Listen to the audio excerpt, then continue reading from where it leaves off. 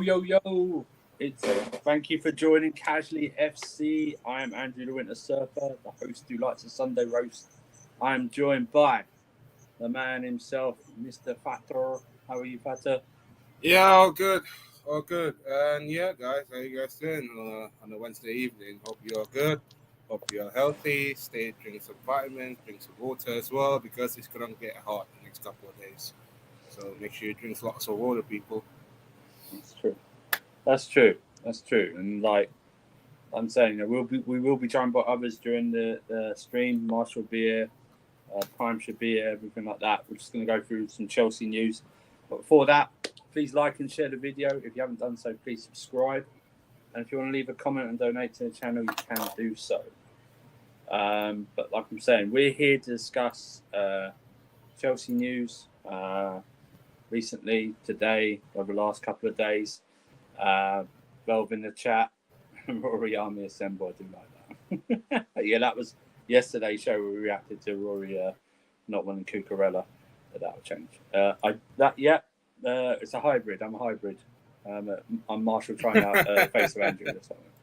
Shout out to Ahmed as well. Thank you very much. But yeah, let's go straight into it. Let's talk about this man. So, Timo Werner departs for Chelsea. Something in the region of about 25, anywhere up to 25 million euros added on. Signs a 4-year contract to 2026. Listen, split in the community about Timo Werner. I know I'll let Pater go about what he thinks about him, but I think there's a bit of over pouring of emotion for him. I think it's not as if we've sold Eden Hazard or something. Do you know what I mean? It was like, but I've said my piece about him. Do you know what? I would say this. Good on him for he wanted to go. I'm all for players who want to go. And if they take a pay cut, especially to go and force a move, I credit them even more. What you say about Lukaku and Werner, but I credit them for seeking moves to go and not sitting there and taking money like some other players do. Just go. I liked his words. They were great and everything. They were fine. But, for me, it didn't work out. And sometimes some players aren't suited to teams or leagues. And no doubt he will bang a lot of goals in the German league. And maybe that's just where he needs to stay. Right? But he's gone. But I'll send it over to Timo Werner's lawyer. Your client's left you. How are you feeling, mate? Nah, first three days, it is kind of sad, because I think you're right. There is a split in the community. Who wants more of a social community, social media type of stuff, and then the other it's like me, that goes every home and away games just to support this player. So I can sense the frustration from the half of this fan base because of his misses. He can't dribble and that. But I feel like it's kind of the emotional attachment for them, especially like I do. Like, for example, me, the others who are always going on home games week in, week out. It's something that special attachment. We made a transfer him before that Porto final. We made him like he was home. But like you said, it didn't work out as he wanted. But he stuck with his word. He came into this league, said he vows to win the Champions League, and I think he believed by what he's saying is true. And yeah, like he came in as a nothing, and he lived as a world champion. So for me, I think from this moment we can learn that you're right. Not every player can suit it into this league, because it's a high intensity, it's a high, more physical and product league, and you made a mistake in that final third, the opponent team will capitalize it. And yeah, the Premier League is not for anyone, like Andrew says, but I think in the future you can sense like some of the top players that want to come to this league might have the second thought. But it is a sad way to end it. But I'm just looking at it from the future's perspective. That okay, we made some losses, but at the end of the day, we got lots of money in that bank account. It's Bowley's job to do it, and yeah, like you have to give him some credit as well. Like what he's done for the last couple of weeks has been magnificent. Don't forget as well, like I think that special connection to the fans that made me a little bit cry a bit, like emotionally a bit. But at the end of the day, like Andrew says, like you know, at least like he said, what Andrew said was true. Not I mean, like I'm repeating myself again, but not every Yeah. player gets it in the Premier League, and yeah. No, you're absolutely right. You're absolutely right. So his words were in effect of, "Dear Blues, today marks the end of my journey with Chelsea FC. I'm Mm, incredibly grateful for the time I spent at this special club. yeah. At this point, I would like to express my appreciation for my teammates, the coaches and staff, and especially for you, the special supporters of Chelsea Football Club. I felt so much love and support throughout the last 2 years, and I will never forget how you guys stood behind me in good and challenging times. We lifted Mm-hmm. trophies like the Champions League together, and I'll always remember the song you wrote and chanted for me. I'm already looking forward to Mm, hopefully playing at Stamford Bridge again one day. See you soon, Timo." Now, that's great, and the words are great. So that's always good. Big up to Josh in the cut. Thank you very much. Listen, the words are fine. The words are great, and you know what I mean. Very respectful, very good. But I just think for me, you can output your emotion. I just think it's a bit over the top. Some of the things like he's going like as a great or something. I mean, I can't even remember seeing this much emotion for Eden Hazard, if I'm being honest with you, when he left. Do you know what I mean? Maybe that's because football Twitter has just yeah. exploded since the pandemic and that. Do you know what I mean? But you know, Yeah. let's be honest, man. What was it? 10 league goals in 56 games, something like that. And he's gone now, and it's good. And people are going to say, "Oh, we only got 25 million for him." That's fine, but you think about the wages he's on. That's like what, 42 million pounds saved over the next 3 years to go somewhere else, and he has to be applauded. He has to be applauded for going to for saying, you know what, I don't want to be here. I'm going to leave.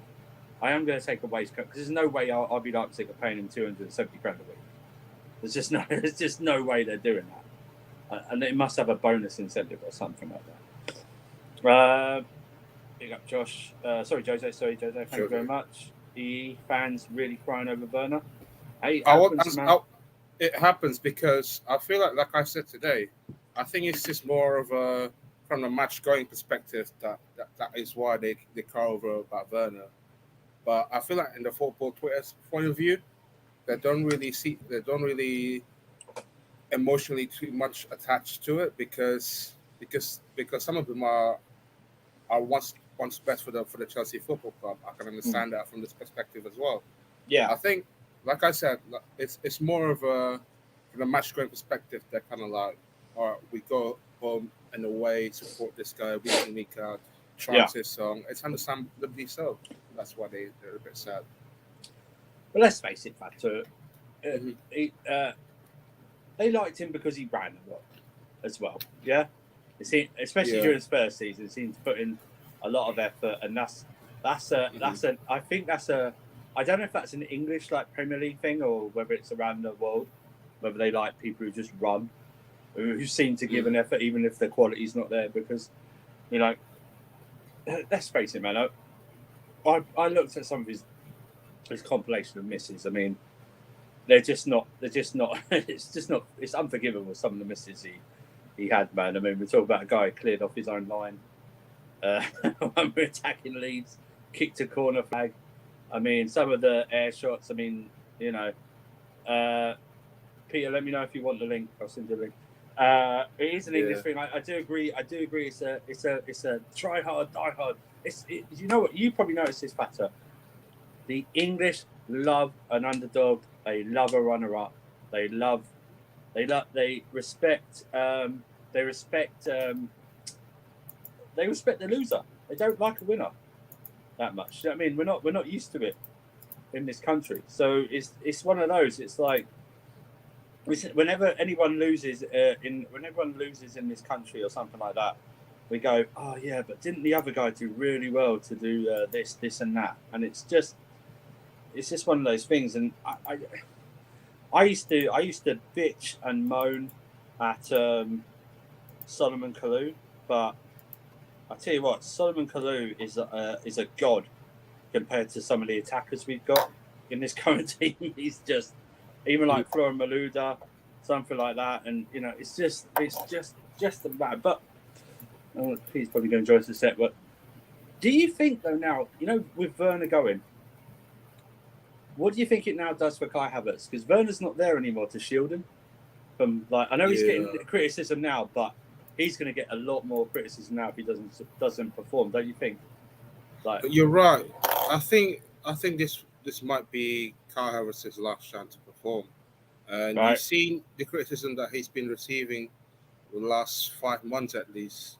I feel like, for me, it's just the way his problem is that he can dribble, but the problem for me is that he's like a finishing. Sometimes he just like to finesse it.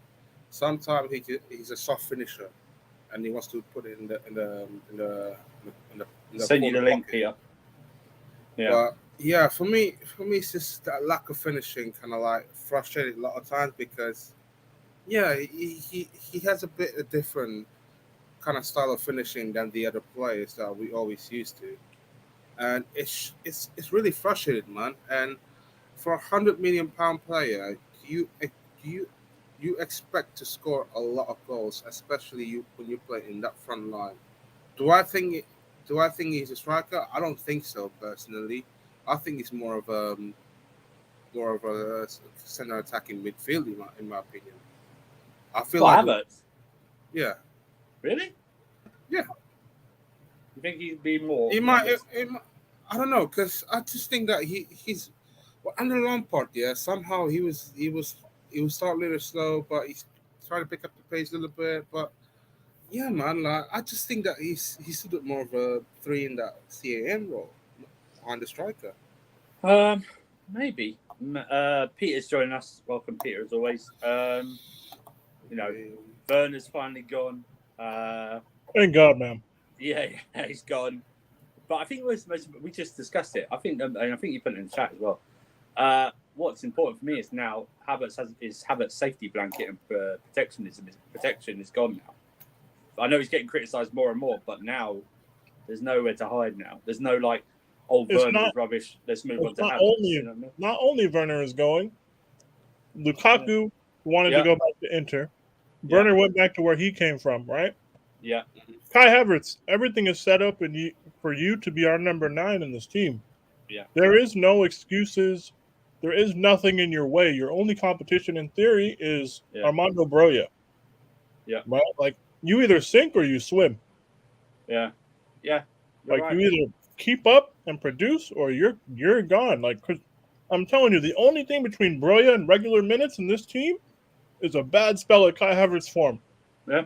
Because if you think Thomas Tuchel is going to persist with Kai Havertz, because let's be honest, guys, Roman Abramovich is the reason Kai Havertz is at this club. Yes. Roman Abramovich is no longer here.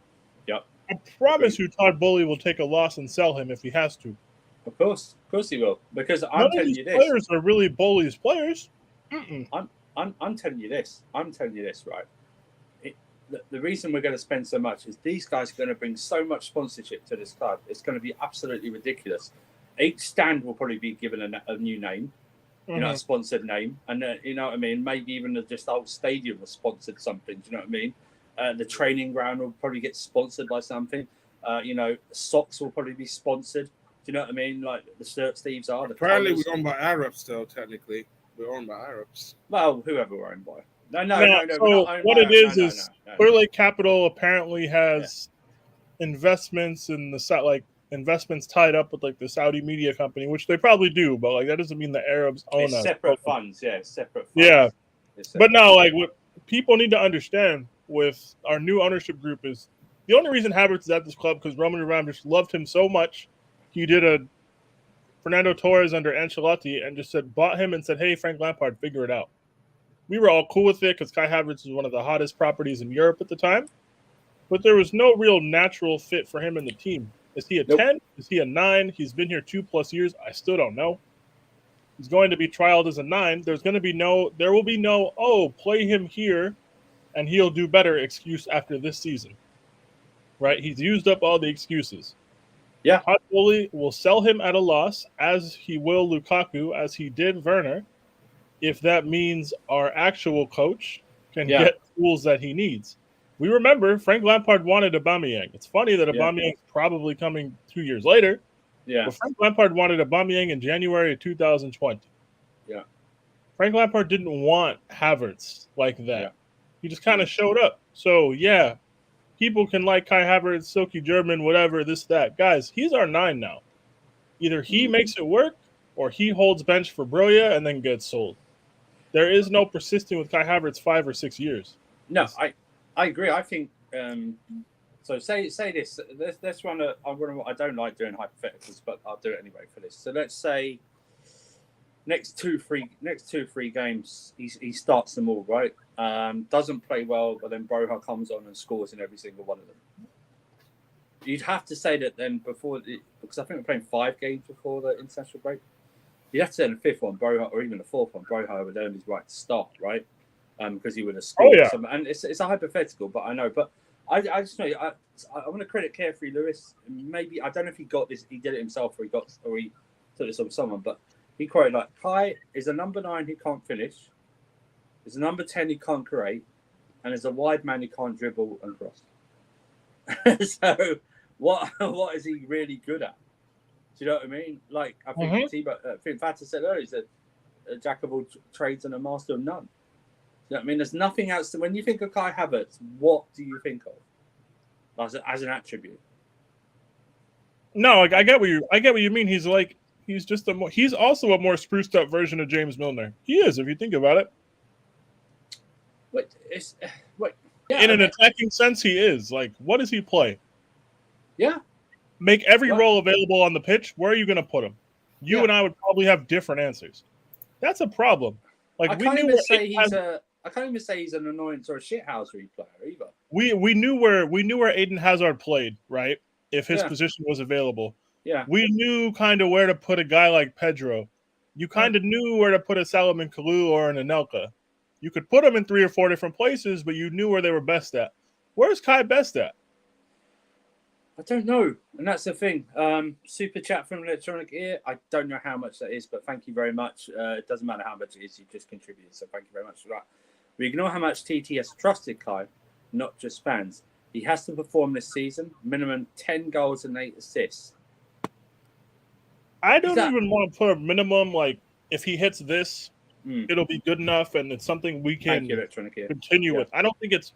Thank you for the donation, by the way. Shout out to everybody who wants to support the channel. Don't forget, everybody watching, like and subscribe, all that good stuff.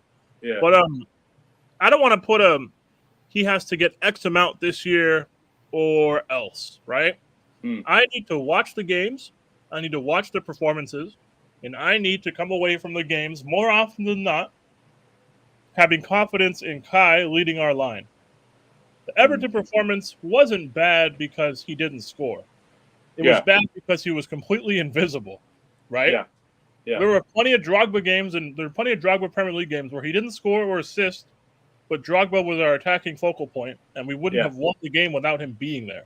Your presence has to count for something. It's why we were so happy with Giroud starting as much as he did.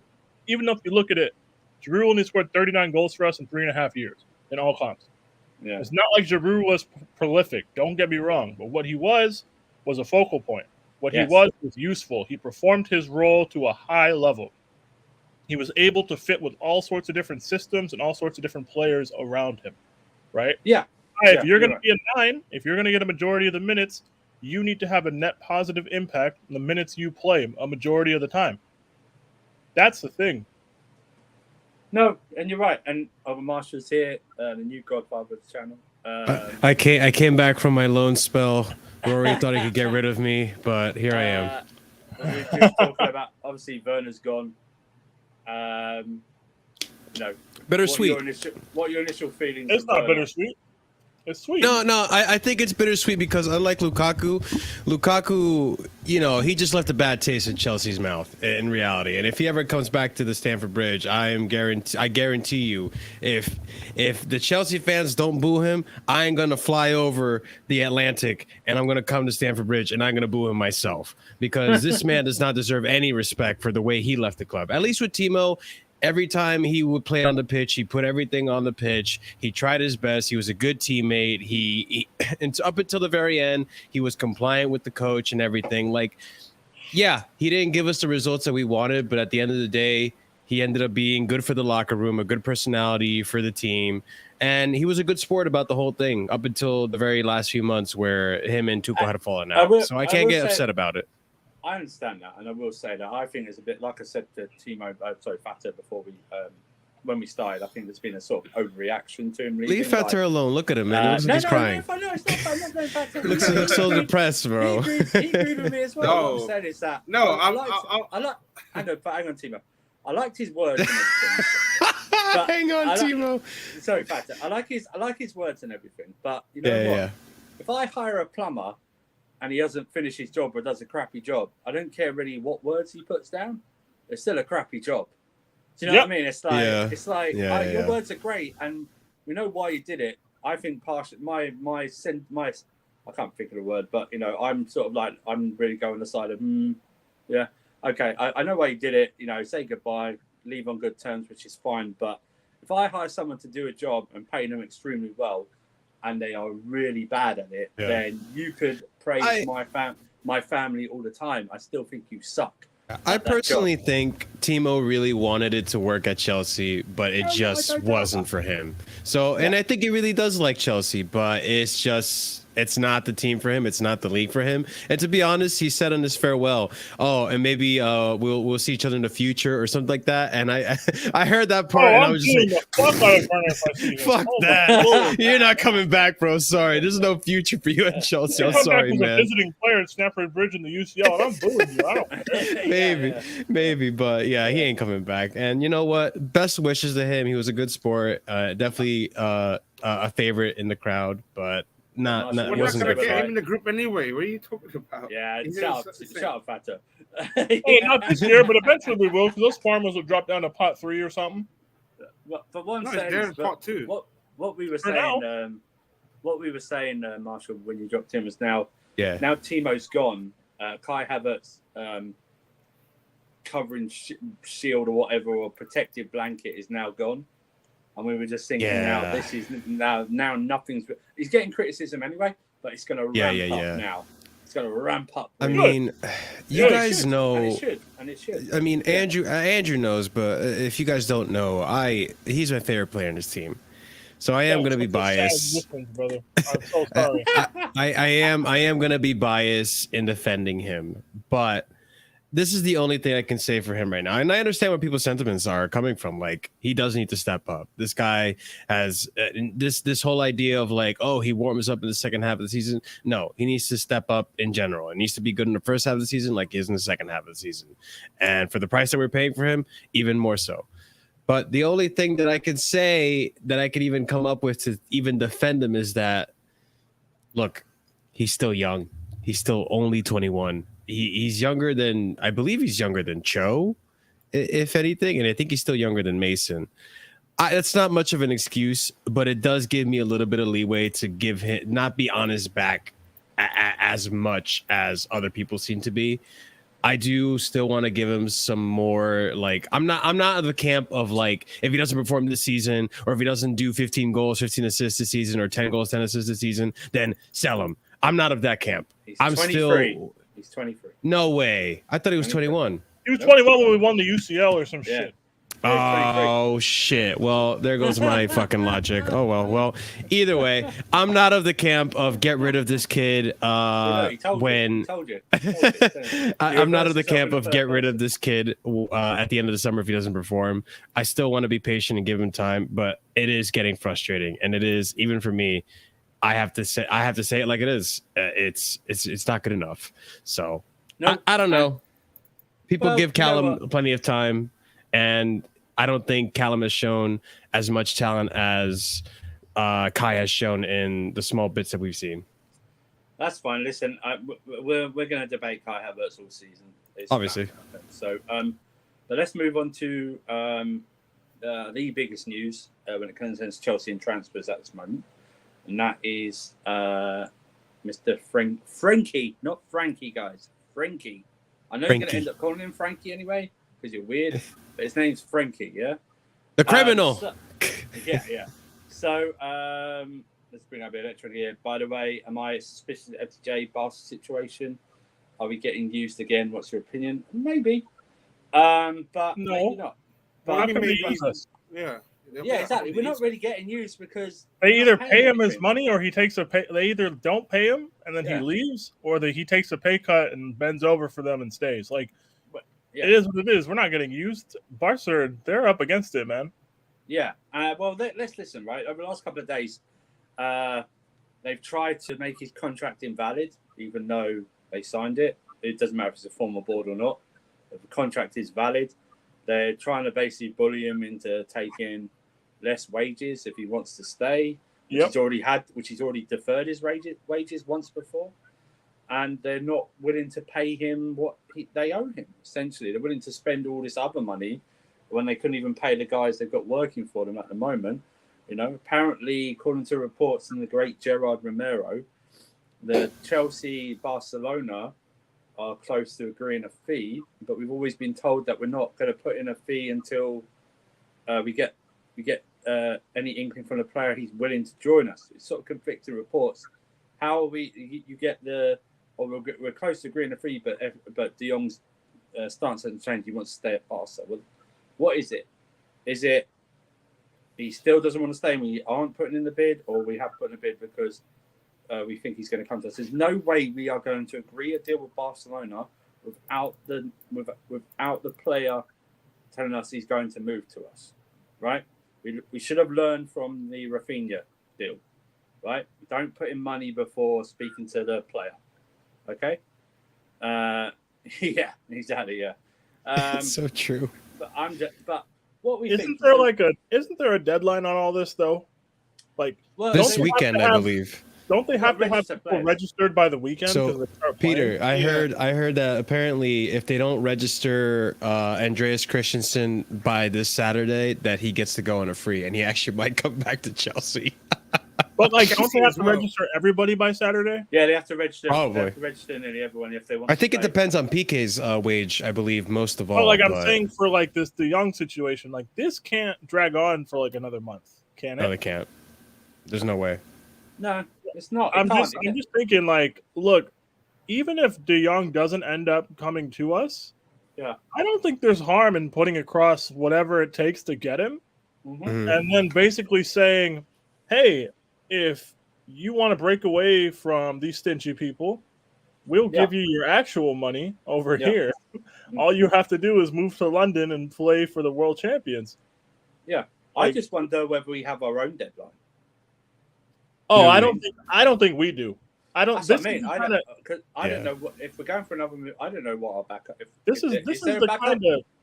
We weren't even really linked to midfielders though until De Jong to Chelsea kind of like was like, oh, maybe. Like, so for me, like, yes, it would be nice to get more center mids, but if our three could stay fit, that's not my area of like first, second, or third concern. As much as like DM Declan Rice Twitter tries to convince you that like that is necessary, it's like, hey guys, for players of a certain caliber, I don't think you turn them down. Like, if Frenkie De Jong wants to join us on August 31st at 11:40 p.m., I think you make it happen. Like, I'm sorry. I don't think we were ever in for De Jong until we were given some inkling. Oh, of course. That's the thing as well. Like, Todd Bowley went to Spain. People use we had a meal like meme, right? But like, obviously they would have talked about a lot of things. Yeah. I can't help but feel Todd Bowley's not opening up his wallet if he doesn't think there's a very good chance De Jong will actually make the switch. If De Jong could have just said no, like he did to Manchester United. Yeah. Just been like, hey, thanks for the date invite, but like, no, you're ugly. You know, like that's not what he did to us. So like at the very least, we're more attractive than them. I don't know if we're attractive enough to get him to uproot and leave his dream club. But like, dude, money talks. They're basically trying to slash his salary like in half. Yeah. Again. No, you're right. Like- And super chat from Electronic here again. EE, thank you very much, bro. Love your channel, Appreciate it, brother. brother. Guys, since you started, one suggestion: bring more guests if possible. Hey, what we'll try and do it. We had Miz on about a month ago. We have Alexis on Kavkaz View, But hey, why don't you mention some guests? We'll try and reach out, see if they want to do. Yeah. Give us some suggestions that, who you guys want to see on this channel. I know Flawless from Sarcasm City, which Peter and I and Timo go on, wants to come on. No. No. No, he's got to do Leipzig. He's got to do Leipzig. I heard that. Yeah. So He's got to do Leipzig YouTube now. No. yeah, I'm sure we can get Lewis on the channel. He's all yeah, why good, not? We can get them. Yeah, But we try to change it up for you guys. If you guys got suggestions as well, be realistic as well. Yes, please. Can't say to us, Be realistic. Yeah, exactly. Can you- yeah. We're not at Ben Jacobs level yet. Yeah. Thank you for the super chat, EE. Thank you. Yeah, Can somebody thanks, EE, highlight pal. the comment below that? Yeah. So let's just say, right, Oh, come on, man. Jorginho and Conte both leave. That leaves us with 3 first-team center mids, like in the pivot, with Mateus Nunes, Frenkie De Jong, and Kovacic. Kovacic, who also has his own injury problems. Like, Mm-hmm. I understand people don't like Conte and or Jorginho. I get it, but like, our problem last year was we ran out of bodies in midfield and had to play Loftus-Cheek and Saul. We would be in the same predicament this year with a more congested fixture list, considering I'm assuming Mateus Nunes is going to the World Cup. If he plays for Brazil or Portugal, whichever one, whatever, he's probably going. Frenkie De Jong is going. Kovacic is going. Jorginho is not going. His country didn't qualify. Yeah. Also, like, he's our vice captain. Conte is our second highest paid player as of currently, behind Raheem Sterling, I believe. Yeah. I don't know, man. Like, just be very careful. I mean, you could let the contracts run out, but then, like, is Chelsea going to have 5 pivot midfielders on the books for a season? Well, Nah, they're not. I also think it's why Conor Gallagher, who's not being seen as to even go out on loan at the moment in time because of this Frenkie De Jong situation. Oh, 100. Yeah, if we don't get him, we need a body. Exactly, Like, we need him. I don't care what anyone says. Whether he can't play the pivot at the moment. Do you know what? Good players learn.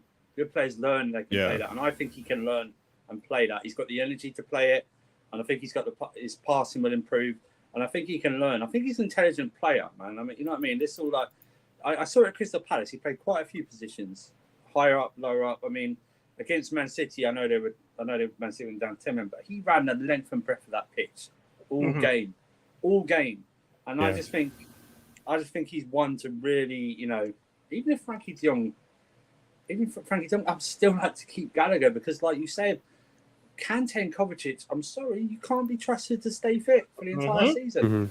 I love them, and, but and, they're not. and we don't have to overrun Jorginho. We don't have to overrun Jorginho as well. As much as people hate him for some stupid reason. I'll say 3 things about this situation. Hey, it could happen. It very much could happen. Hey, I will not be there. You got any brown envelopes? Send away. We'll take it. Yeah. I'll say 3 things about this situation. 1, I think Jorginho's going to retire at Chelsea. It seems like he loves the club and he has no intention of leaving, from what I can tell. And his agent's been pretty quiet lately. So there's that. Secondly, you guys probably already know this already, but when it comes to Barcelona, what they're doing is absolutely criminal. And I don't know how in whatever league, FIFA, La Liga, or whatever, they're not, or even like De Jong. If De Jong tried to face Barcelona, he'd probably lose because Barcelona's just too big to fail, apparently.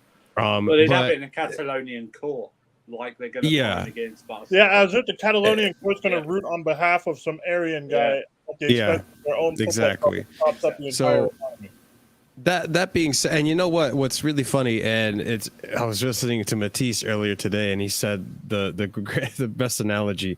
Barcelona is acting like the victim, and it's almost like they went to break into Frenkie De Jong's house, and when they get caught, they're mad at Frenkie for being home and catching them. Like, Yeah. what are you doing here? What do you mean? Like, this is your fault. You shouldn't have been home. Like, they're playing the victim, even though they're the ones that are not paying this man's wages that he was promised, even though they claimed that the promised wages were invalid due to the previous regime.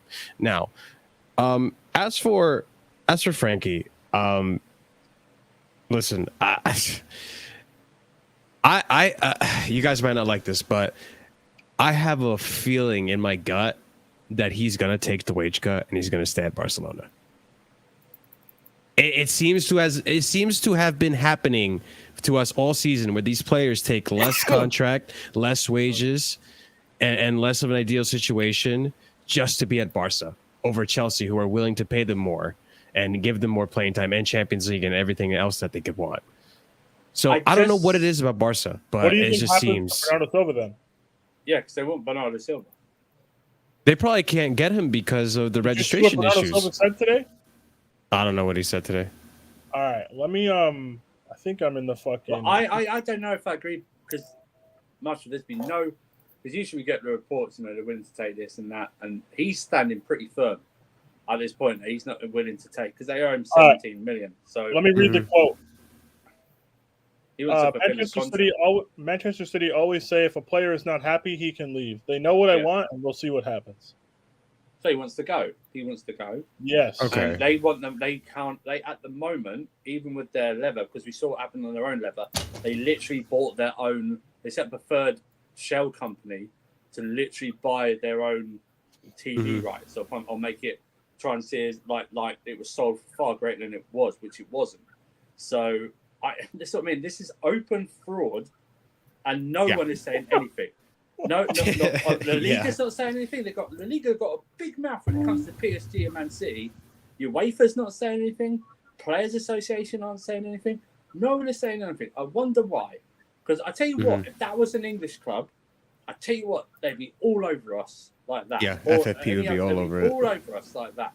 That was City doing. If that was City doing to De Jong, one of their players, Frenkie De Jong. Oh my God! We don't even need to go that far, guys. Look at what just happened to us. We weren't allowed to sell pies at the ground because Russia couldn't keep their hands to themselves. Yeah. That had nothing to do with us. That had nothing to do with us on the pitch at all. We'd hemorrhage players for free. Had to start our summer late. Didn't even know what our away kits were until a week ago. Like, think about all the knock-on effect. Imagine we were trying to do this. It would just be a mess. So Timo Werner, I know what some people are saying, that City and Barcelona may do a swap. Fine, but City aren't willing to pay the 17 million to him in wages that apparently we are. And Man United. That's the thing. Like a De Jong Bernardo Silva swap would make perfect sense if Barca didn't owe him a stupid amount of money. Yeah. Like the moment De Jong leaves that club, they either have to pay him the wages, or whoever takes him on will work out some sort of agreement with Barca to cover that money. Yeah, which is what seems to be we're willing to do. 17 million pounds or euros, whatever, added on to what the fee would already be, which is why the fee looks so high. Yeah, and I don't know if we're willing to pay him the whole up front. I'm sure it'll be in doses or whatever you want to say. So without the wages, Timo Werner, I think you're spot on. A swap would be fine. But without the wages, a swap would have been done 2 months ago. A swap's done. Yes, it's already done. It's probably done. Yeah, as soon as they want Bernardo Silva, it's done. No problem. I think that's perfect. But they're not willing to do it. Remember, these guys were only willing to spend 40 million on Cucurella. They weren't willing to go higher. The City, for all the riches they have, they very rarely overspend on a player. I think, is it Diaz? No, well, Grealish is because it was written into his contract. That was it. They wouldn't probably spend 100 million on Grealish if it wasn't in his contract. Do you know what I mean? So they're very frugal, man, and that's why they're the best run club, in my opinion. But I think their record signing outside of Grealish is Diaz, Mars? right? Is Diaz? Either Mars or Diaz. Yeah, I think it's Diaz, right? 63 or something like that. So even then, but De Jong news. Listen, apparently supposed to hear something probably by tomorrow. That's what Jared Romero said about you know, and you can't really fault what he says. He's been spot on with everything around Barcelona. At least when it comes to Barca, yeah. Exactly. You can't really go, as much as he's annoying, he's got everything spot on, near enough. So we'll probably hear something by this time tomorrow night, probably. There's not really much else about transfer news of Chelsea. The Fofana deal's gone a bit quiet. I think they're working on the third bid and the structure of it. But there was I see. Timo, anything you want to say on De Jong? For me, it's like, I don't know, man. It's just like that situation in Barca, kind of like, was it the one that today I saw the video, the fans kind of like, Oh yeah, mocking yeah, that's yeah, go on, Fritzer. No, I was gonna say like, I don't know, because you want to stay there the way that toxicity in that amongst that fan base. If I were him, I would, you know what? I would either leave or take the pay cut in his perspective. But I don't know, man. That video kind of like, we might. The thing is, Fato, he already deferred his wages, so he's already done that essentially. So he's already not being paid, and this is what they owe him, and that's fine. If the company was going out of business because you know. They were losing money and couldn't spend, but these guys are spending money. They're spending money, so it's like a big slap in the face. But you know, let's move on. So next in, next out. So you know, Andrew, all the tier 1 sources have said that the third bid from Fofana has gone in this week, so it might be quiet for a reason. Yeah. Braithwaite. Did you see Braithwaite got booed as well? Whistle when he came on.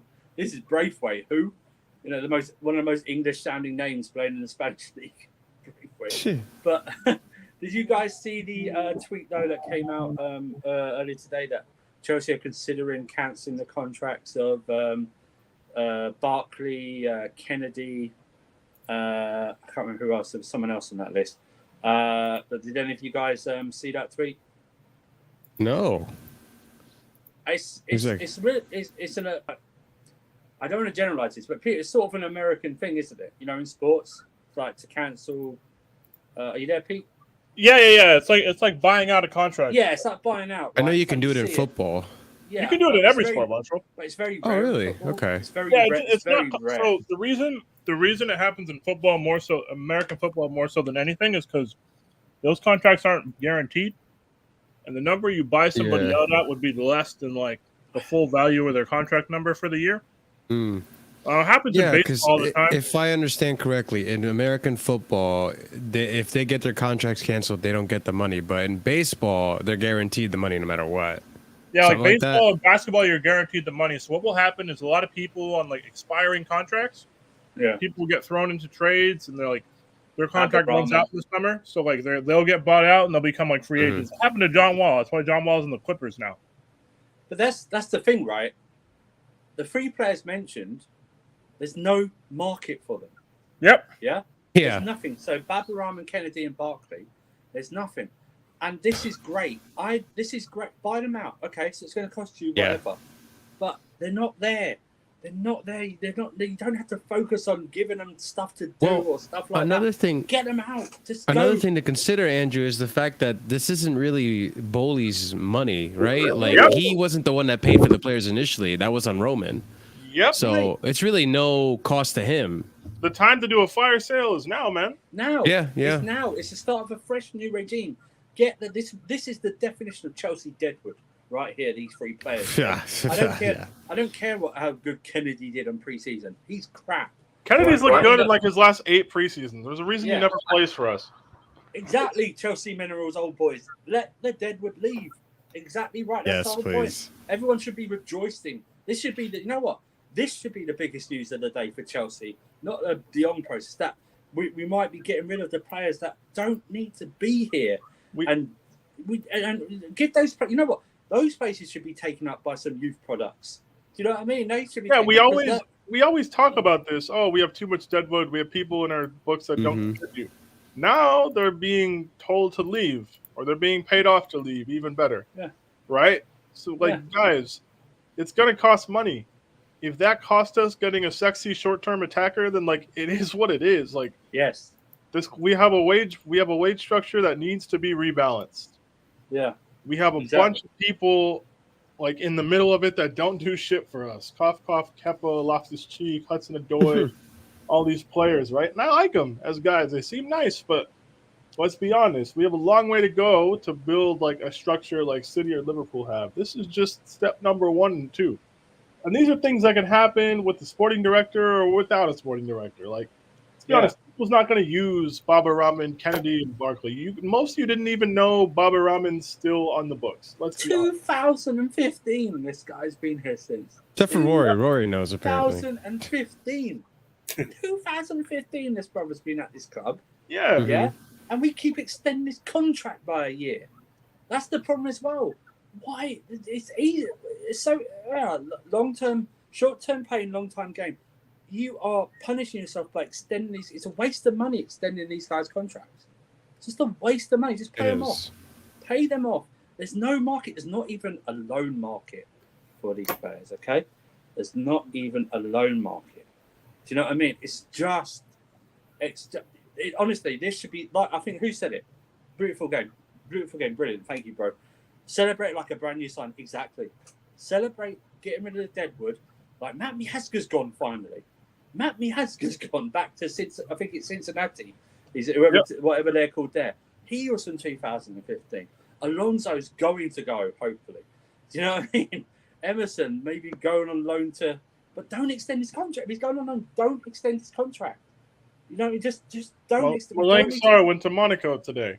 To Monaco, and do you know what? Malang Sarr, he sought to leave. Brilliant, bro. Go over there, do your business, and get us 15 million euros because you cost us nothing apart from the wages and the signing on fee. And they're paying his wages, as well. To be fair to Malang Sarr, he was a free signing. He was never really supposed to play. He was a squad player. That's the kind of person who, like, the reaction we got from Werner leaving, who actually came in with, like, big expectations. The, like, sentimental, I'm sad, oh, what a guy, I'm going to miss him. The way our fans treat, like, our supposedly major contributors compared to just some of the obvious squad fillers, like, Malang Sarr was never supposed to play that much. I think he was supposed to be part of the loan army the whole time.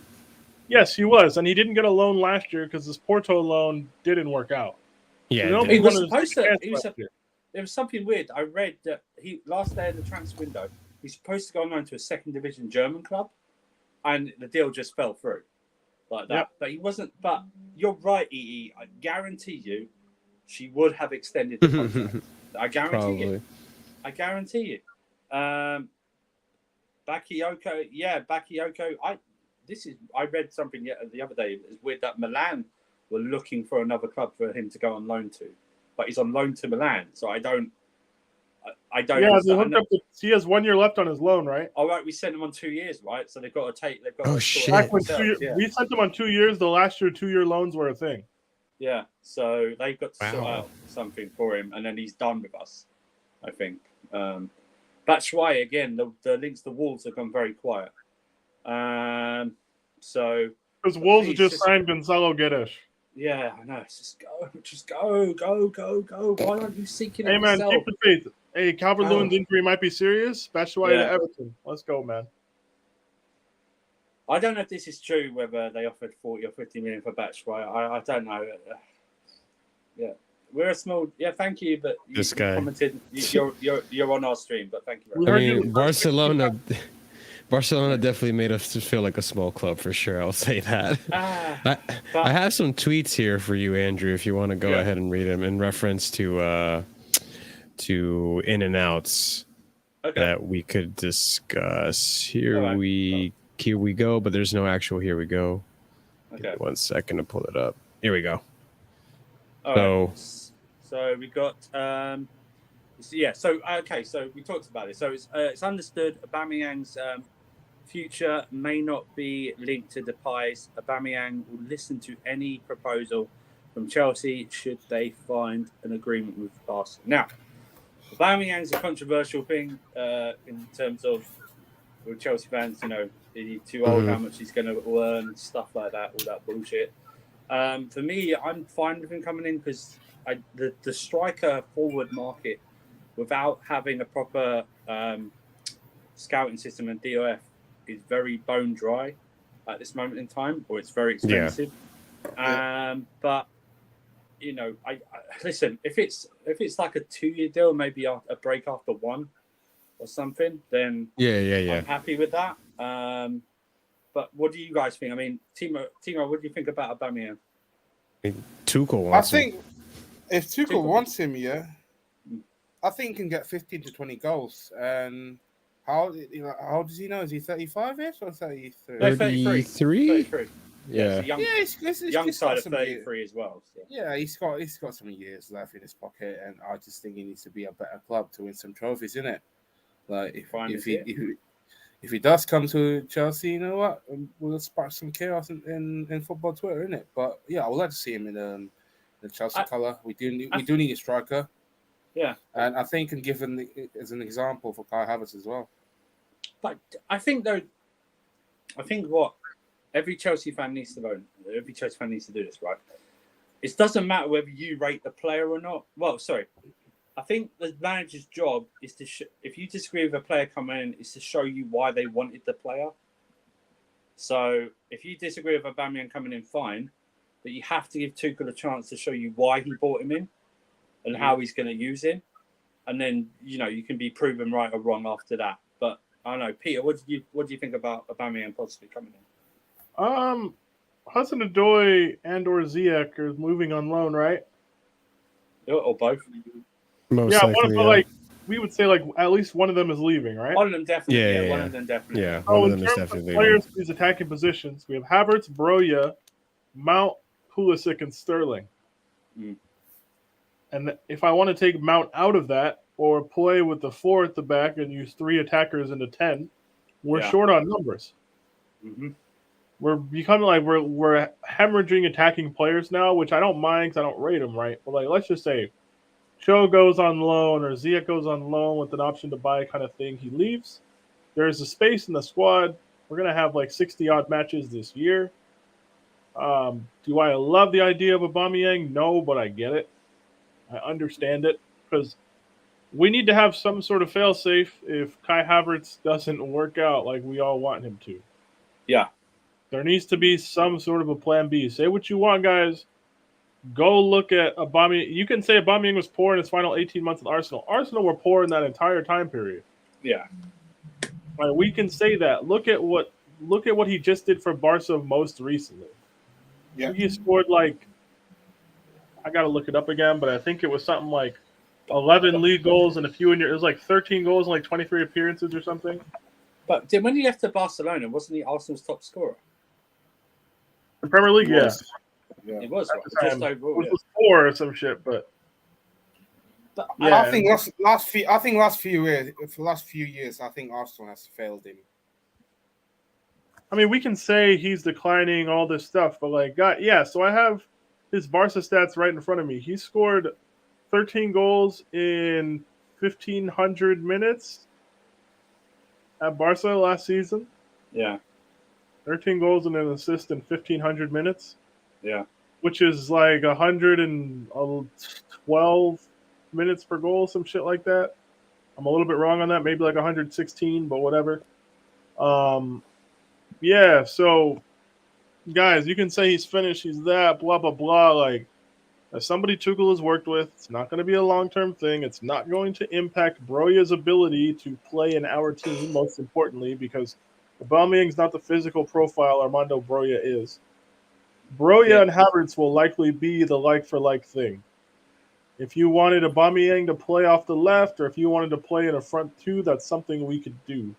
We would now have that option that also allows us to let go of either Hudson-Odoi or Ziyech. Do you know what this summer's turning out nearly to be? It's quite similar.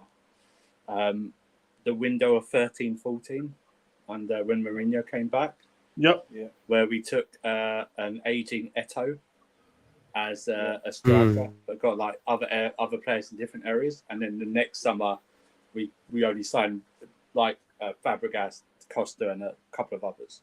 it's turning out a bit like that. With the fact that Aubameyang's being linked, essentially he's the Eto'o in this equation.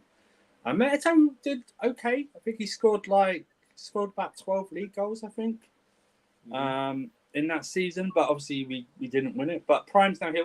All right, Prime, how you doing? Yeah, I'm good. Sorry, I'm late.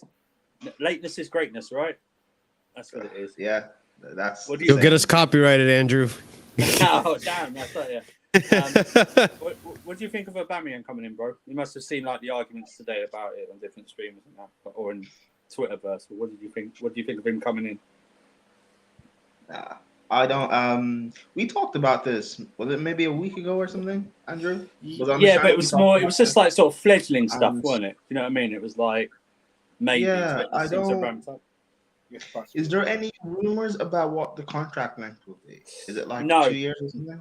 No, there's no rumors about what the contract is because we haven't really. No one said we've really put in a bid or anything like that. Yeah. So, but what do you think about? Let's forget contract. What do you think about him coming in? I don't know. I'm not overly excited about it. Or actually, I'm not really excited at all about it. To be fair, okay. I know the whole thing about Tuchel's work with him before. But I don't know. Is he not just like a more technical Timo Werner in that sense? I don't know about that. I think it'd be key where he's played. Do you know what I mean? Does he go up top? Does he go off the left? I think he's better off the left coming in. Right. Some stuff I've seen from him when he's been on fire at Arsenal. I saw him a little bit at Dortmund. Like is that not where he's best? Whenever I've seen him up front and central, he's not always looked that good. Just in my personal opinion. And my thing is, and it's kind of my thing with Sterling, I guess. How do we get the best out of those two? Because those who are brilliant goal scorers, when they're fed chances, where are they going to get? Who are they going to get chances from, or how are they going to get chances in this team? That's kind of my thinking, my worry. However, if this is what Tuchel wants, and so long as it's a 2-year, maybe 1 season stopgap, and then next couple of years we replace him and just improve the forward line in general, then yeah, fine, I'm for it. I'm assuming the money isn't going to be that much as well. It is meaning that we are getting rid of these forward players, whether it just be sending them out on loan or getting rid of them permanently. So fair enough. I know we're not challenging for the league this season, so it's not like we're going to need him to get 25, 30, whatever goals. It's just for us to get top 4. I'm very confident about us getting top 4 anyway, so I don't know, whatever. It is what it is. Bring him in. Like, even if it's just a thing that he comes in, maybe say we win a Champions League or something, and it rattles Arsenal fans, fair enough. Like, I guess it's worth it. Can I raise a point? Yeah. Yep. I hear what you're saying, Prime, about the who's going to create chances for him. But like, let's turn the telescope around, right? Let's just say we do become more like efficient in terms of creating chances and more plentiful over the course of the season. Players get into different roles, the team clicks, right? There's just a bit more chances. Do you honestly think with Broja and Havertz, even if they had the chances, they could finish them over the course of the season to enough of a level where we challenge for a Champions League, or it could finish on like 80+ Premier League points? Because I don't know. I'll be honest. Even when we were creating a bunch under Tuchel in his first 6 months when we won that Champions League, I saw Havertz be plenty wasteful in that period. Do I think it's enough for us to say get top 4? Yes. To win the Champions League? Like have a chance. No. I don't think it is. To win the Champions League, no. But like, as much as I want to win the Champions League this season, realistically, I don't think we're going realistically, we're not going to win it. But like I'm saying, even if the system and like creative issues get smoothed over a bit, right? Let's just say Sterling and like whoever Mount improves like the service from the wide areas with inserting Cucurella and hopefully having Reece play there the entire season. Like we smooth the issues over a little bit. I don't think with Broja and Havertz, I can bang my fist on the table and say he's getting 18 in all comps and he's getting 22. Do you think the creativity will just improve like that? Do I think it's as simple as just player? I think for our creativity to improve, our main core of players needs to stay fit. One, Yes. but I think we need to just be more consistent in terms of approach and application. Like in last season, beginning of the season was okay. It was fine. I don't think it was a huge problem. People were trying to fit. We were trying to fit a Lukaku in the team, who you can say wanted to make it work, didn't want to make it work. I don't question Lukaku's effort at the start of the season. Then Lukaku got hurt, and we kind of went back to muscle memory, and we're using what we used to use to win the Champions League. Havertz up top, Mount, Werner, Ziyech either side of him, right, and kind of playing that way. Then Lukaku came back into the team post-injury, played really well for a few games, and then the interview dropped. And from there, everything just got kind of weird. Yeah. Lukaku get dropped for Liverpool at home. You saw how we played. You saw how the team reacted. From there, I was like, this team knows they don't need him. That's a problem. Yeah. If Lukaku wants to feel needed, the team knows they don't need him. That's an issue, right? And then all the injuries, all the COVID, all the weird sanction things. I don't take too much of last season in terms of like projecting going forward. It was a lot of tools that didn't really fit together in a weirdly unique situation. Like I just feel like last year people were trying to find so many temporary solutions. We didn't work on one that was more like long-term focused once Lukaku got hurt. Because the thing was, how can we get the best out of Lukaku? Then he was gone. We started winning. Then he came back, and then everybody started getting fit again. But then that interview just fucked everything. Like, you know, like, yeah, it's weird. Peter, even when you look at the best part of last season, which was even look at the best parts of last season. So when Lukaku was fit and we were scoring, and Lukaku was injured and we were still scoring before that interview dropped, like our chance creation still was not brilliant. Like, it wasn't brilliant, but like, yeah, Prime. I'm not saying it was amazing. I'm not like it wasn't. I know it was like 6.5, 7 out of 10. But like, what you have to understand is it was a rotating cast in a lot of positions at that time. They kind of went back to muscle memory. We dropped a lot of stupid points in that period as well without Lukaku. Like the fucking Burnley at home game. That's like one that sticks out to me. Fucking Barkley not wanting to play a sweaty pass to Chilwell for an open goal. Hudson-Odoi hitting Dick Poe from 8 yards away. Plenty of people miss it. Like, you know, stuff like that happens. You know, but like for me, I'm not as worried about the chance creation. I know it's going to be an issue. We need to have people. We need to have people being consistently available in order to like really put something together long term. It doesn't do us any good if Chilwell and Jorginho are out, and so Cucurella and fucking Loftus-Cheek are playing because Kovacic is hurt too, and then they come back in, and 3 of our forwards get hurt. Then everybody gets COVID again. 3 people come back from the World Cup with torn ACL, so they're not playing. Like Reese is fat and gets hurt again. Like fucking pulls his hamstring for the 80th time. Like that's stuff that like can't be happening. You know what I mean? That's why I think this window is so eerily similar to 13-14 in terms of even if we think we get Aubamayang, there's still a slight chance we still go for Zaha as well, even though people don't want it. I think we might still go for him. But the thing is that we didn't have a really potent striker. We had Eto, who scored about 12 goals. And it might be like that this season where we have great, like, you know, we have better support play. And I know Frenkie De Jong may come in. Yeah, our creativity might go up another level, but don't ever try and tell me that coaches won't target Frenkie De Jong or the proper coaches won't target Frenkie De Jong. But we should be looking to get more creative as well. So I think it's going to be another frustrating season in terms of goals and chances. Remember, this is a team that last season still scored 74 goals in the league. And I think it's still going to be a bit of frustration. 76, there we go, 76 without an actual proper front line. But realistically, we're looking at, like, if we're talking about in terms of the rest of the league, yeah, fine, we have one of probably the best goal scorers in terms of how we score. But like I'm talking about in terms of the elite level of scoring, goal. I line know, creating and areas. And that's Peter, what it I was. really do. That's what it, And Peter, I that's what- really do hope like you end up being right though. Like I want to be wrong about how. Like I know I sound very kind of pessimistic and stuff about No, like. Prime, I get what you're saying. I'm just saying, like, it's not if it does, pessimistic, I come think it's together, realistic. So. if it like, because Prime, we have to address this next season going forward, anyways, right? But Yes. the reason, the logic behind getting an Aubamayang, if he's shown over across multiple different systems, multiple different leagues, multiple different coaches, you give him enough service, he'll give you something. He will give you something, right? Under Thomas Tuchel, yes, I know it was 7 years ago, whatever. He scored 40 all comps 1 year, 39 the next year. You know, it's not like Aubamayang is coming in on that Arsenal contract, 350K a week, and has to play every week either. Remember, he took a huge wage cut going to Barca. We'd be getting him on wages similar to that. You know what I mean?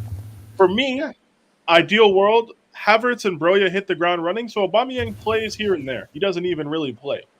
But that gives us a break glass in case of emergency plan should A, one of them get injured, or B, they're both so woefully out of form that we just can't persist with them. And that's Right. kind of what we did with Giroud, isn't it? In a sense, Kinda, with yeah, like, Tammy kind of about- dropped off during Frank's season. Yeah, think about like Aubamayang is shorter, faster, black Giroud. He is, like, in terms of what he is. Oh my God. No, That's but- kind of what it is. Like, it was great to have Giroud around. He never bitched when he was not playing because he knew what it was. You have to think Aubameyang is going to have the self-awareness. Hey, I'm at Chelsea in 2022, 2023.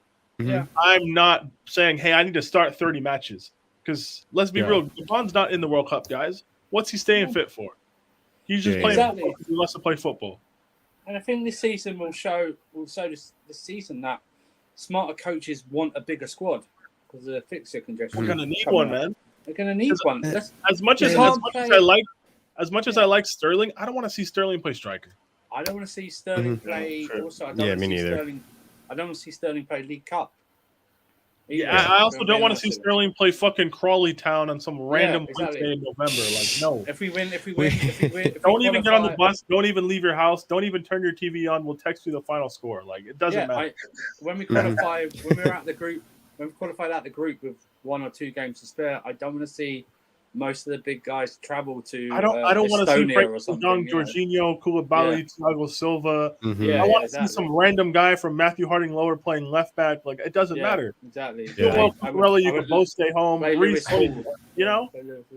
And on the point, we need options. Yeah. And on the point of creativity too, I feel like something that we haven't touched on is the fact that a lot of the creativity in the system that Tuchel plays does come from the wing backs. And I think with Cucurella and the team and Chilwell, we have good security on the left. Whether it's Reece James and Ruben on the right, or we go in for Kyle Walker-Peters, I feel like there is going to be creativity in abundance in this team when we reinforce in those wing back positions. Because that's the other thing. When Chilwell fell through injury after that what was it, the Juve game, right?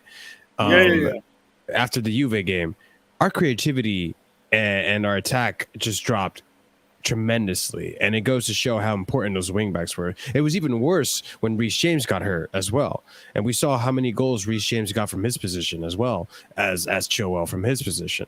So I think the wingbacks are going to be a huge pivotal part about that towards that creativity and the goal scoring.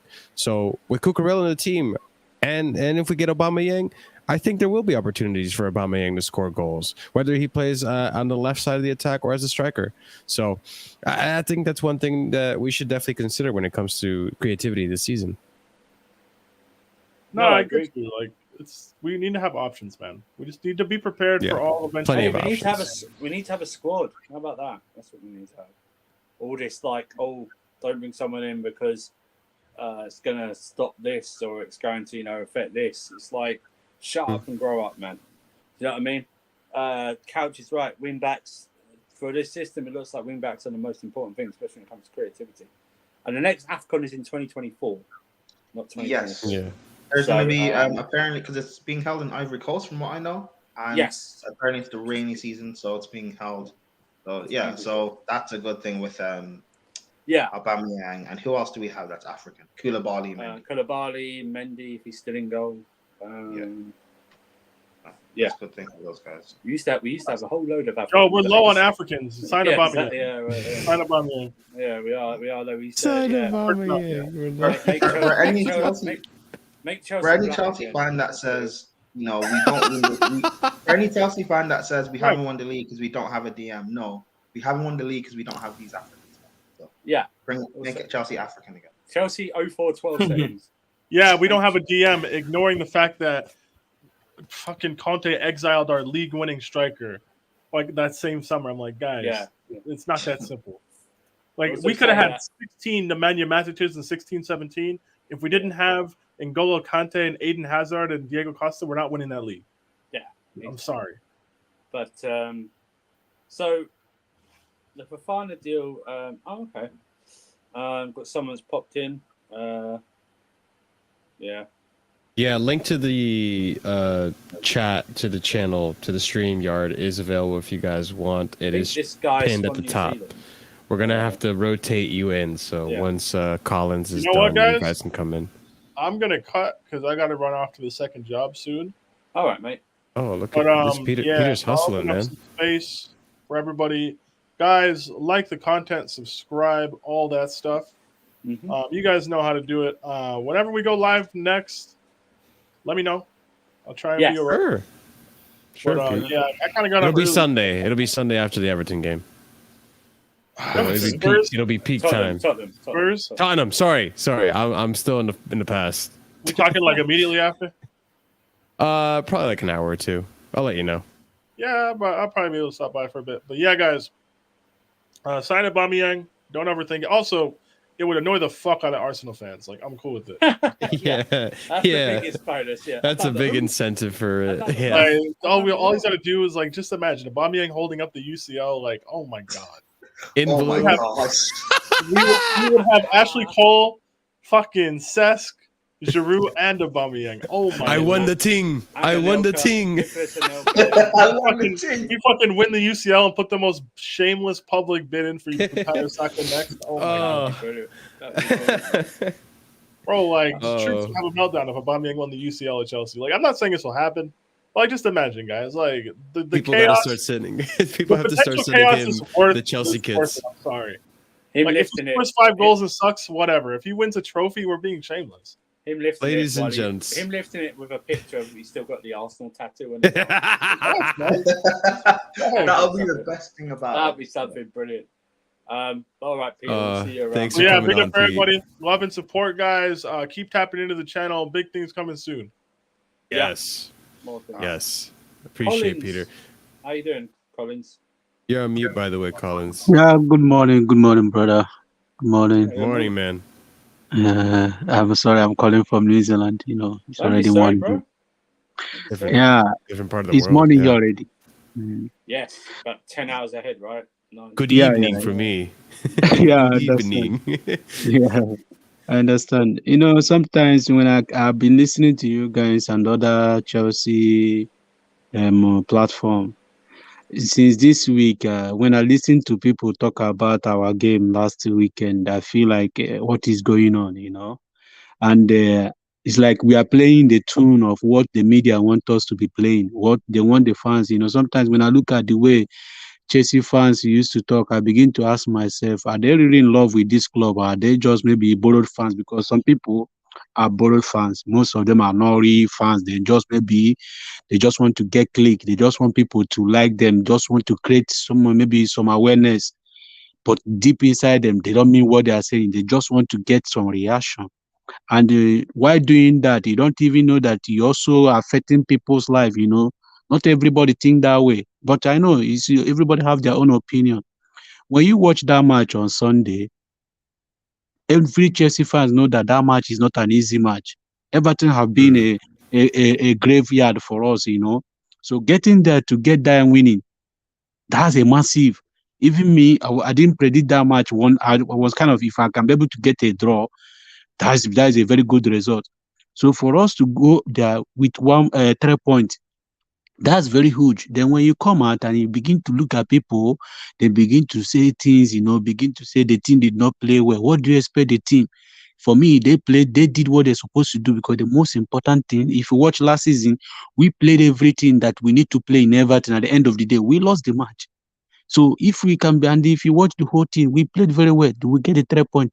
If you watch the Arsenal match against Crystal Palace, Arsenal only play 15 minutes. After that 15 minutes, they try to see the point, because they know how important it is for them. And this is the first game of the season.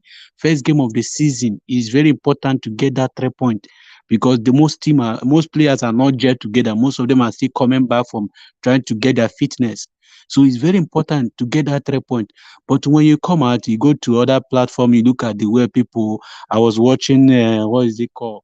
I was watching. There was a guy on one other platform. I was trying to remember the guy name. He was saying a lot of things about Chelsea. I keep asking for me, you know, I've been supporting Chelsea from day one.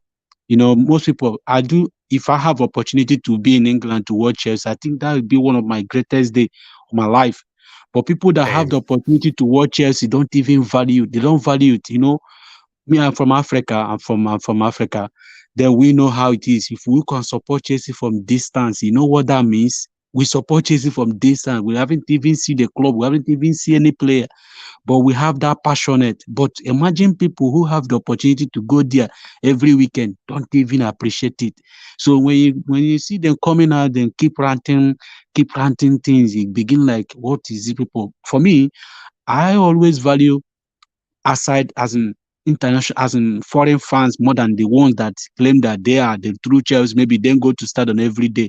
Maybe they think they are the real fans. For me, people that support Chelsea from distance are the real fans, because no matter anything, no matter everything, they still pay for us in Africa. When I was in Africa, every weekend we used to go to a view center. It's like, when you come to a view center, at a view center, it will be even problem for you to watch a Chelsea match, because in there you will see Real Madrid, you will see Barcelona, you will see Chelsea, you will see Man U, you will see Arsenal. Everybody will be struggling for one television, something like that.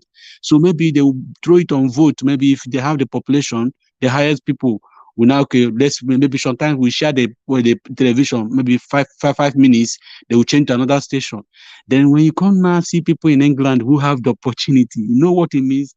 I even said that one of my, as for me, is one day I'll keep like dreaming that one day I will be in Stamford Bridge to watch match. That will be one of my best day. So people that have the opportunity to go there, they don't appreciate it. They don't appreciate it. To be honest, everybody have right. For me, I don't criticize the club, because because Chelsea have went a lot this season. You remember what happened? We said the club, and from doing that new ownership, they have to a lot of process. They have to bring new people. Some documents need to change. So many things need to go through. And they also, why doing this? Other club have already doing transfer. Other people have already going ahead of them. Now they now have a little time to be able to put some things in order. People still don't appreciate it. For me, I don't know what they want the new owner to do. I don't know what they want Tuku. For me, Tuku, I think if he can't pay Guardiola, can't Klopp, can't Conte, I don't know any other person they want Chelsea to maybe to get apart from Thomas Tuchel. So if they want to get another person, I don't know who is available for them to get. So when I look at people, when they have opportunity to, for me, I always encourage Chelsea player. I don't criticize Chelsea player. I can't, because for me, what is the reason? My reason is to support them. So all they need from me is my support. So I can't, even Timo Werner every day, even for me, I even pray for him to make sure that he survives in Chelsea, because I love Timo Werner so much. Because when you look at somebody, even when it's not working for him, he keep trying. When it's not working for him, he keep trying to prove himself. That is one thing I love about him. Not like Lukaku. Lukaku don't even put any effort to survive or to succeed in Chelsea. He didn't even have that effort. But when you look at Timo Werner reminds me of Morata. Morata also, when Morata was in Chelsea, Morata always put effort. He knows it's not working, but he keep putting that effort. That shows you that passion. So when you see people outside throwing stone at Timo Werner, it makes me like, come on, guys, watch this guy. He's doing everything possible to survive. He's doing everything possible to succeed. Then you look at people, then throw stone and say, Jorginho is not good. This is the same Jorginho who won Champions League for you. They said N'Golo Conte is not good. N'Golo Conte is the same guy who won everything for you. Sometimes you don't expect them to be 100% every time. They're not supposed to be 100% every time. Sometimes they will give 7%. They'll give 5%. That is football for you. You understand? So if you expect, you Yeah, can't yeah. point anybody that always be 80% every time. It's not possible.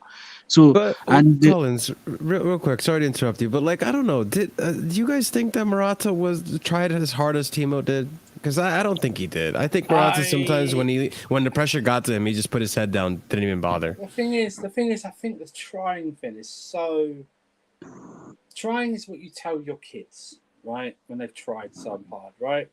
why, But let's why, be why, facing. You only say yeah, try when why I to said he soften a tried, blow. because if you watch his own tribe, he didn't even come to social media to rant or complain Yeah. or anything. You understand? So he Unlike also Lukaku, tried to be yeah. professional. You understand? Not like Lukaku, coming to rant anyhow. Yeah, So but he always try to be professional. Even when the JC is not working, you have to change the JC to 29. See, to make everything possible for him to succeed. So when I look at people putting effort, I always appreciate it. For me, I love I think every single Chelsea player. It's like, because when I have the opportunity to see them on television, I always happy to see them. So, I think and I always Chelsea support them fans from over this here side. So forget for that. me, when I see people yeah, coming out on platform talking about yeah. casting their own player, it makes me like, come on, guys, these people are doing their best to make sure that they win trophy. And imagine most of us being an Arsenal fan. People in Africa are still supporting Arsenal. They haven't even witnessed a trophy. Me that Yeah. witnessed a trophy, so, Oh, and I'm still supporting Chelsea. Then imagine people who is Arsenal who haven't even seen their team lift trophy, and they are still supporting them. So we should count ourselves. Yeah. We should count ourselves lucky I because think though. we win You trophies. said something. I think though it's very important that I think Chelsea fans are still have still the same mindset that this club is still going to run the same as when Roman was in charge, Yeah. and it's just not. So these people that going, "Oh, Tuchel doesn't do well, he'll be fired." First of all, I don't unless something really, really mad happens during the season. I don't see him being fired through the season. Maybe at the end if we don't finish well, but I don't think we'll be trigger like that.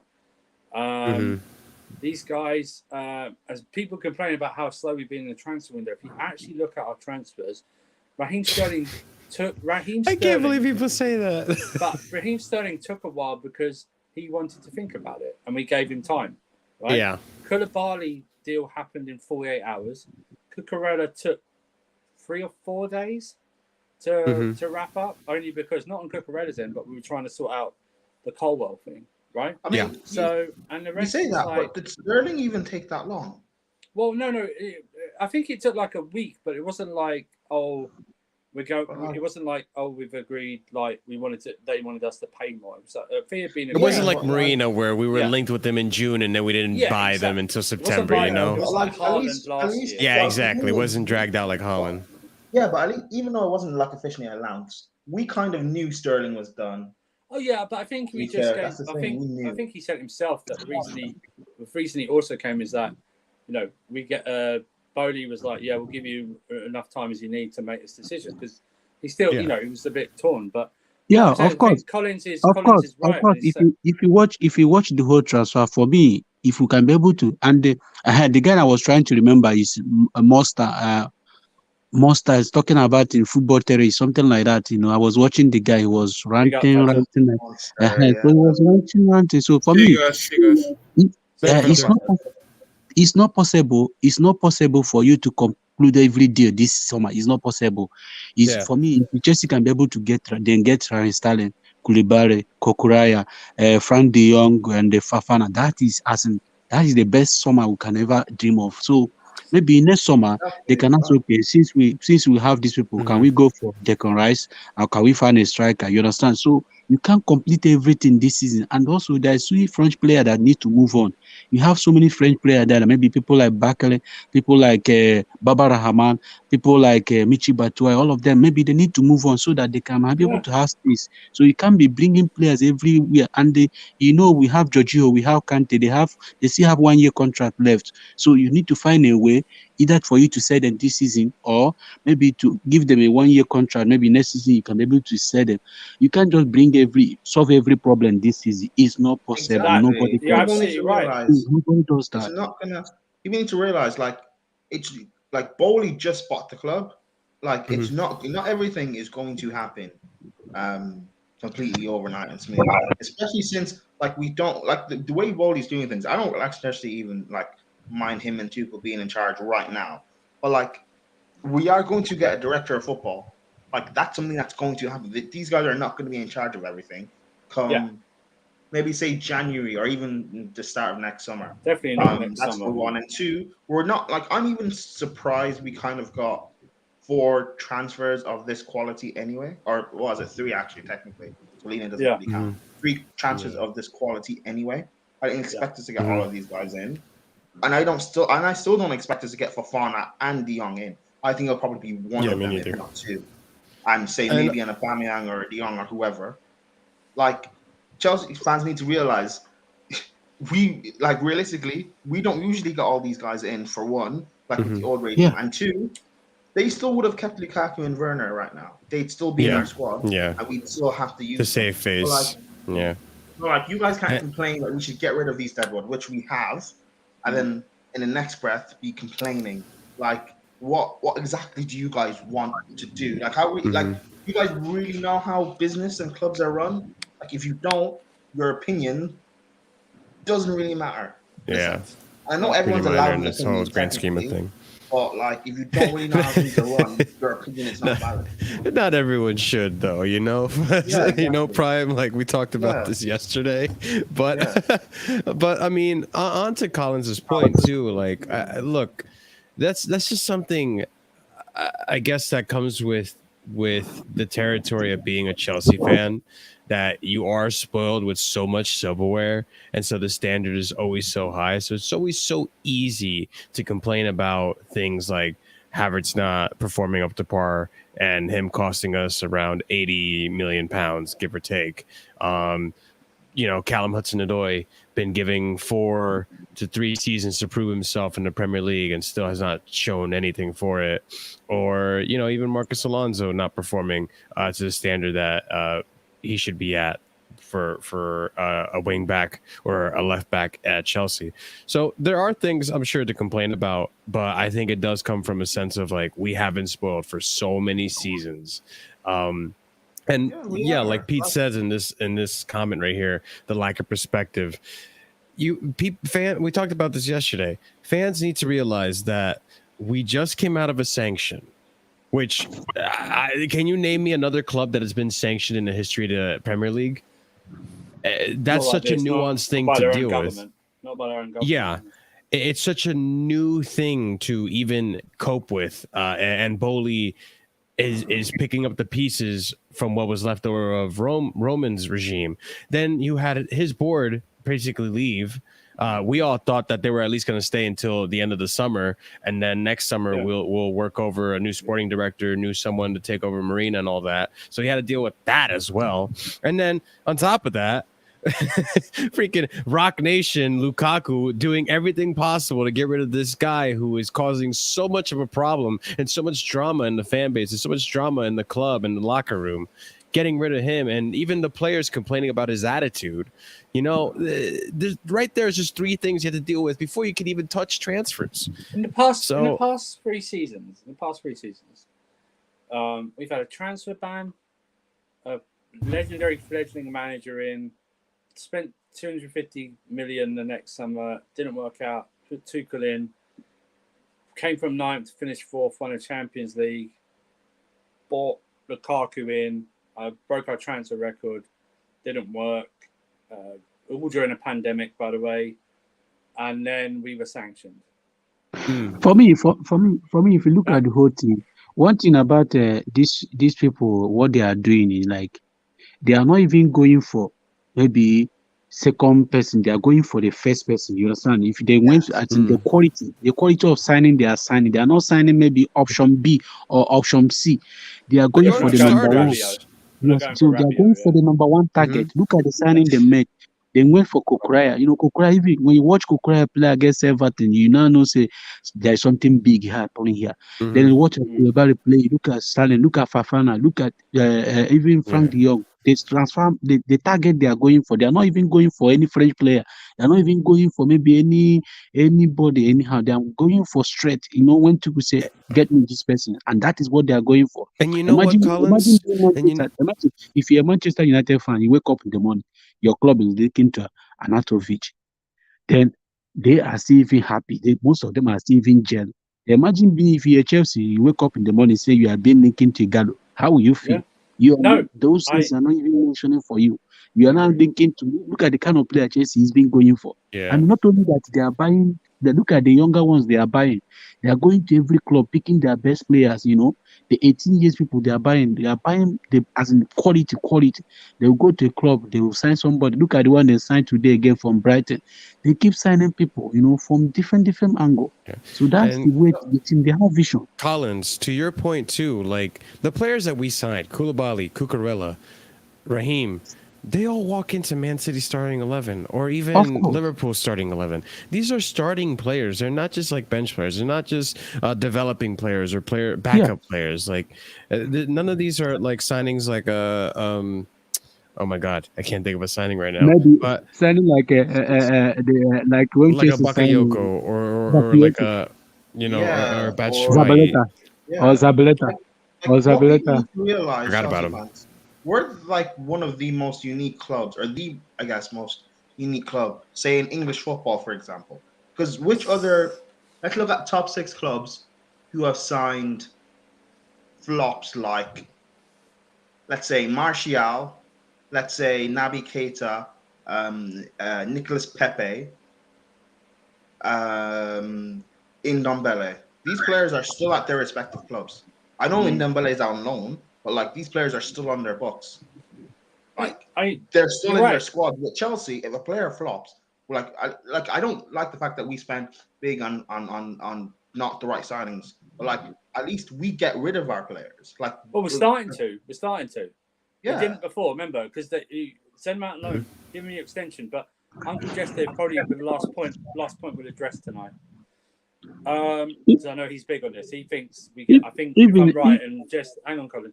If okay, Jester's right, Jester's. If we're right about this one, I think Jester thinks we might be able to challenge. I disagree with him, but I'm open to it. But what do your expectations change if this window happens? So we get the next three players in for Fana, Frenkie, and Alba. Does your expectations change? I think we're pretty much nailed on. I think everyone here probably thinks we'll finish third at this moment in time. But do you see us getting closer with all these players that are coming in at all in the league? Let's just stick to the league because the cups are a bit like subjective, aren't they? So, what do you for think, me, Marshall? for me, Sorry, for Collins. me, What do you think? for me, if you ask me, because being a Chelsea fan, one thing I know for sure, it's all about every season we went every competition we believe because we always have this belief that we are going to win something. So me, if we have these kind of players now you mentioned now in our team, I think we have the same quality like Liverpool have, the same quality that last season people keep talking about Chelsea, they forget something. Do you remember the season that Liverpool had an injury of Van Dijk? They use that as an excuse. Even everybody, even the media use it as an excuse. Last season, we have Chilwell almost all the rest of the season. We have Regens out of the whole season, mostly out of the season. We have Kovacic who is not even fit like regularly. We have Kante who also the same injury. We have Jorginho the same. Then we have Lukaku who have COVID. You understand? Then we still have Timo Werner. They still have injury and also COVID. Combine all those things, we still manage to finish fourth, but people are not even looking at that direction because everybody, when it comes to Chelsea, there is this an agenda, and the Chelsea fans and also helping the media with their agenda because of Abramovich entered English football, then bought Chelsea. That kind of hatred. So they still have that hatred when it comes to Chelsea. So and the media is doing everything. Yeah, they have that agenda when it comes to Chelsea and nobody is talking about it. And you see our fans helping the media, when they keep helping, you see people like Rory, the guy, they Yeah. keep helping the media. So without even saying the real thing, when I see people arguing about Chelsea, they can't even state the real thing. They can't even make a good statement, defend Chelsea in a good way. Mourinho said it that we don't have anybody who can defend Chelsea when it comes to the media. And you see people, this narrative they have. For me, if we can be able to Yeah. get Frank De Jong, we have Fafana. For me, I don't even want Aubamayang. If you ask me, I don't want Aubamayang Yeah. because looking Okay. at what Chelsea have now, what Chelsea All have, I want Broja. If you watch the impact the young guy have when he come in for substitute, he played very well. So I want Broja to grow, learn him because most of this season, people have to notice how Harvard play ball. Early season, Harvard don't perform very well. All right. Watch Harvard when he begin to come that Christmas. From Christmas, then you see him begin to pick form. That All right, happened then. since yeah. So for me, I see us finishing above. For me, I'm finishing above Liverpool because one player I always scared of Liverpool is no longer there, Mane. So people don't even know the important Mane plays in Liverpool team. So for No, me, that's good. That's good, Collins. And you know I'm what? finishing We're above gonna them. end it. So I want to thank you for joining us. You're welcome. And I hope you subscribe and like the video. And you know, next time we invite people and put the link, make sure you join us. Yeah. Of course. Thanks, Thank mate. you so You much. have a good Yeah, day thanks. in New Zealand. Collins, can I just say, Oh. Yeah. I'm African as well. I'm Nigerian. May I ask? Yeah, what, I'm Nigeria too. I'm Nigeria yes, too. my brother. Yes. Yeah, Let's go. okay, yeah. I'm Nigeria too. Thank you so All much right, for round of having me. No applause for problem, Collins. You Nigerians were great, in the mate. call. Make sure you come Yeah, back. yeah, Nigerian thanks, man. squad. Here we go. Yeah, thanks. Thanks. He was great, man. I could have Had to big him up. he could have gone on for hours. No, Not he a should bad start his thing. own. He should start his own podcast, man. I mean, I didn't know Just how he go wasn't on. breathing. Take no, not that. I found what he said interesting. No, It's I did like, too. It's a different perspective. Very different. But Yeah, we don't talk about know, it enough. I think we'll wrap up now. Like you say, back after the Spurs game. Not right after the Spurs game. I think we'll let everyone breathe a little bit. And Yeah. Their own, Give me an after opportunity show to make a afterwards. thumbnail. Yeah, thumbnail. Probably put in some player Yeah. ratings as well. Yeah. Hopefully, it's a celebration where we just mock Spurs. Oh God, I for the hope. entire stream. Minimum a draw. But like, let's get a W. But maybe also by the time then we are also talking about a signing or two. You know, even if they don't play, maybe People are saying we should be goal, signing Aubamayang for Tottenham. So or Frenkie De Jong for Tottenham. So who knows? Oh, Who knows? I don't think any of the new player re-signed plays. Yeah.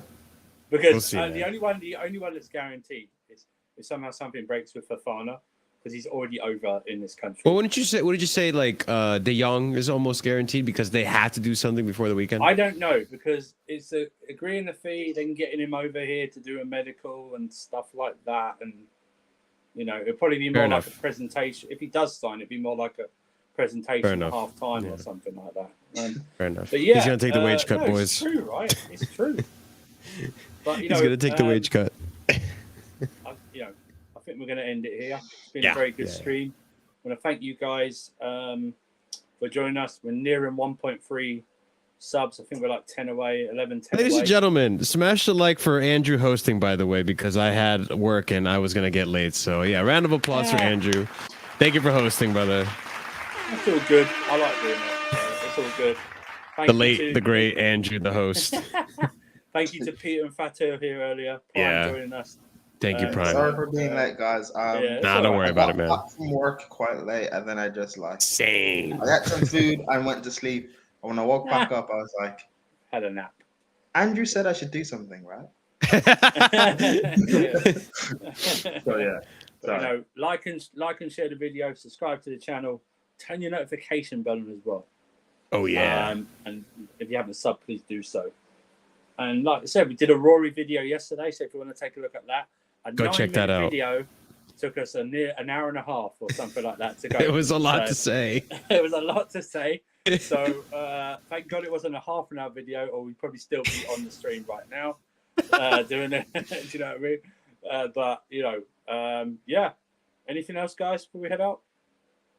Check out the links in the description and go check out Latimus Prime. The fantasy league that Marshall's running, so links in as well, right? After this week, I'm getting rid of it because there's no point in you joining 2 weeks late. So you can join now; it'll be there, and you'll only be a week late. So you can still catch up if you want. If you're gonna catch up. Chris is already playing his triple captain because he's nervous that I'm gonna catch up to him.